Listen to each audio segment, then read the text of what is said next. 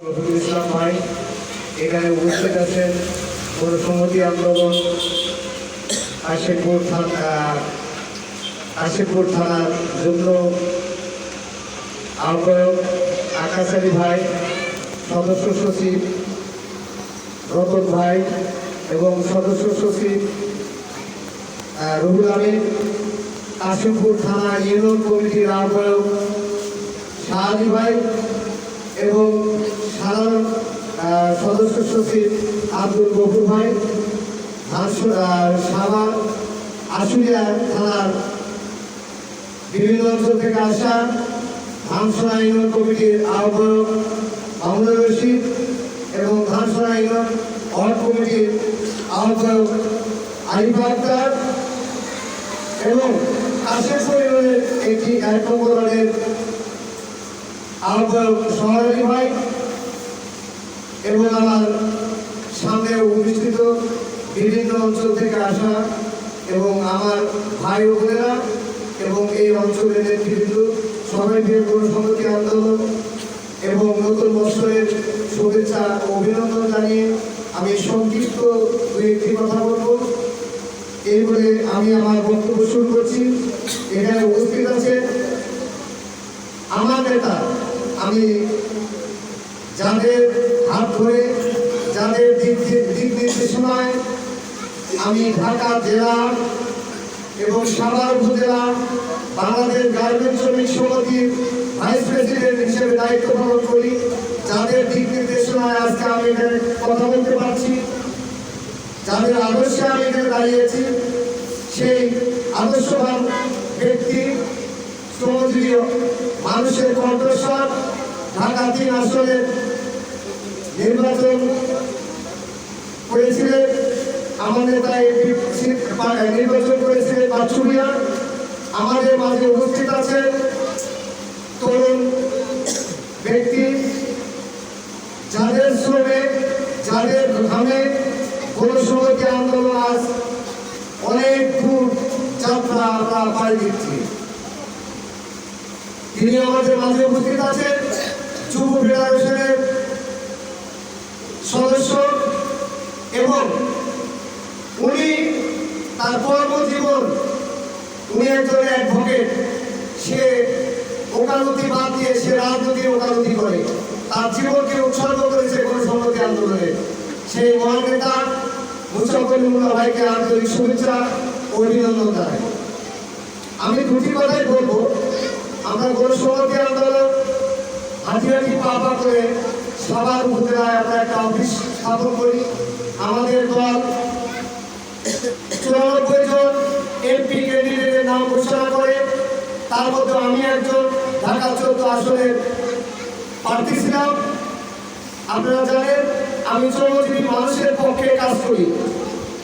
আমরা সবার ইফতার পার্টিতে আমরা একটি কথা বলছিলাম যে আমাদের খেটে খাওয়া মানুষের লাভের জন্য আমরা একটি হাসপাতাল এবং যুব উদ্যোগে একটি কারিগরি প্রতিষ্ঠান স্থাপন করব, যে স্থাপনের মাধ্যমে আমরা যারা রাজনীতি করি, আমাদের যারা পরিবারের সদস্য গণসংহতি আন্দোলনকে যারা মন করে, যারা তাদের হৃদয়ে ধারণ করে, তাদের ছেলে মেয়েরা যেন দক্ষতা উন্নয়নের মাধ্যমে এ দেশের হাল ধরতে পারে, সেরকম একটি বন্দোবস্ত করার জন্য আমি ইফতার পার্টিতে ঘোষণা দিয়েছিলাম। তার সামান্যটুকু হলেও আমরা বাস্তবায়নে তার পক্ষে দাঁড়িয়েছি। আপনাদের দোয়া এবং আপনাদের ভালোবাসায় আমরা কিছুটা হলেও আমরা একটি দৃষ্টান্ত স্থাপন করতে পেরেছি।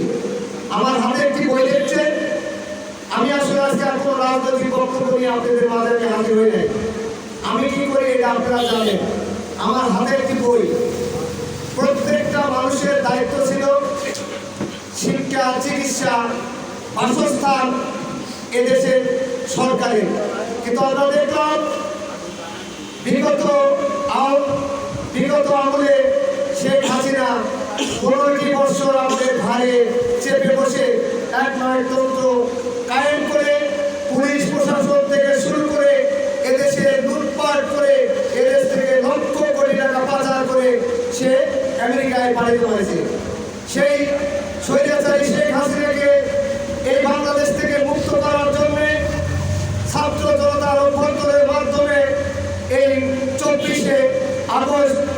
একটি নতুন জীবন আমরা উপহার পাই। যে শেখ হাসিনা সে মনে করেছিল সে বাংলাদেশ থেকে আর কোনোদিন যাবে না, তারা পালানের জাত না, তারা এই বাংলাদেশ তাদের বাপদাদার সম্পদ মনে করে তারা আমাদের ঘরে বসেছিল। কিন্তু সেই শেখ হাসিনাকে আমরা ছাত্র জনতা মেহনতি শ্রমজীবী মানুষ যখন রাস্তায় নামলাম, আমাদের আত্ম অহংকারে আমাদের এই মাতৃভাষাকে ধরে রাখার জন্য আমাদের হুঙ্কারে শেখ হাসিনা আমাদের দেশ থেকে পালাতে বাধ্য হয়েছে। আমরা কি চাই যারা একটি শেখ হাসিনা এই দেশে জন্মগ্রহণ করুক? আমরা চাই না। আমাদের ছাত্র ফেডারেশনের অনেক শ্রমিক আমরা দেখলাম, আমাদের সুমন গার্মেন্টস শ্রমিক, এই আমাদের এই যে টিম একটা ফ্যাক্টরিতে সে কর্মরত ছিল, সে গুলিবিদ্ধ হয়ে মারা গেল, তার লাশটা পর্যন্ত আমরা তার সৎ কাজ করার জন্য পারলাম না। এরা মেডিকেলে মৃত্যুবরণ করে তারপরে দেখলাম তার হাত পায়ে ছেকর বাঁধা। আমরা এরকম একটি আইনি বাধ্যবাধকতার মধ্যে ছিলাম। কেন ছিলাম? যে এদেশের পুলিশ প্রশাসন থেকে শুরু করে সকল জায়গায় শেখ হাসিনার নিয়ন্ত্রণ ছিল। এখন কি শেখ হাসিনার কোনো নিয়ন্ত্রণ আছে? আমরা যে সরকারকে এবার নির্বাচিত করেছি, যদি এই সরকারও শেখ হাসিনার মতো আচরণ করে আমরা কি ঘরে বসে রাখবো? আমরা ঘরে বসে রাখবো না।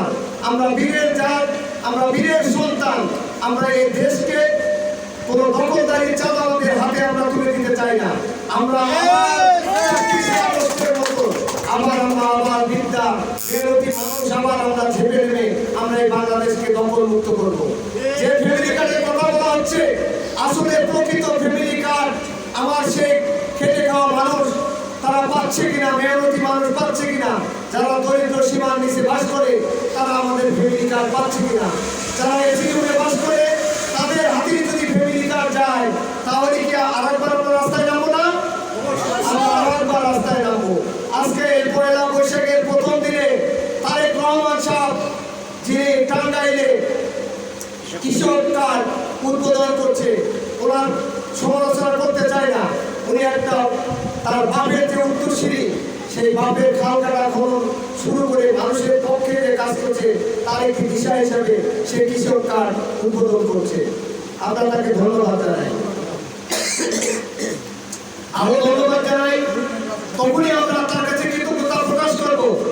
প্রকৃত কৃষক যার পরে জমি বর্গা চাষ করে খায়, ওই কৃষক যখন এই কৃষক কার্ডটা পাবে তখন আমরা তার প্রশংসায় পৌঁছাবো করবো। তার আমরা আলোচনা করবো না, তার পক্ষে আমরা কি করবো? অভিনন্দন জানাবো। যদি কোনো ব্যক্তির জমি আছে চাষ করে না, আমার মতো পেট পড়া ওই ব্যক্তি যদি কৃষক কার্ডটা পায়, তাহলে কি আমরা রাস্তায় নামবো?